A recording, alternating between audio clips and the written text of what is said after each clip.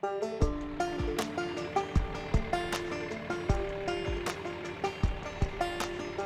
to the man cave, come on in. This is where I write. We're about 50 feet from the house, and this is where I come to escape. And here you have the wood burning stove.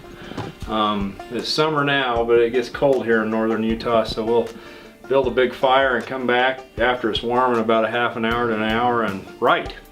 Here's another hobby that I do. Shoot my own horses, and so I love this scene with these cowboys, and has the hoof pulled up and nailing the iron onto the hoof to protect the animal. So the Samaritan's pistol, I love the cover. Super happy with what my publisher Jollyfish Press did with this. When I was a little kid, I always wanted to write. I always wanted to tell stories. Somebody asked me what I wanted to do when I grew up, and I tell them I wanted to write novels. And my family's into horses. We're avid backcountry horsemen, and in doing that we take several trips into Wyoming each year into some wilderness areas, pack trips with horses where we go fish and build fires and cook with Dutch ovens and get away from civilization for a period of time. And I was on one of those trips headed back to the trailhead, and I was thinking about a story that I'd read recently about a gang out of Seattle who'd taken a rival gang member into the mountains for an execution. And I thought, what would happen if I was to run into some bad people back here?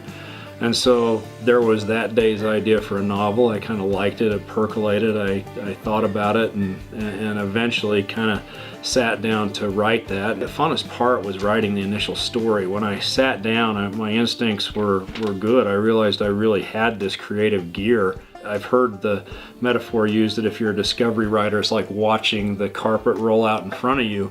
For me, that was exactly what it was like. I just discovered the story as I wrote it.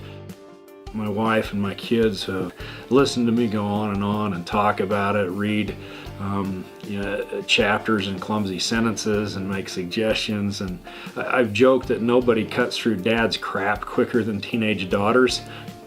The coolest part of being a writer is to take inspiration from people who are far better than I'll ever be. My book's full of a lot of different authors, everything from Craig Johnson to Dean Koontz to Dan Brown. The funnest hobby in the world to see how the masters put these stories together, and part of the art of that for me is crossing genres, not pigeonholing a book. I like books where you can argue about, is it young adult, is it romance, is it thriller, is it action adventure, what is it? I think Huckleberry Finn in a lot of ways was the first cross-genre book that people still argue about and study today, and that's fun. That's fun for me to think about what I want to write, what inspires me, and where I can go with it in the future. So lots of different story ideas, but I promise anybody that everything I write will always cross many genres to not only hold the reader's attention but my own as I write it.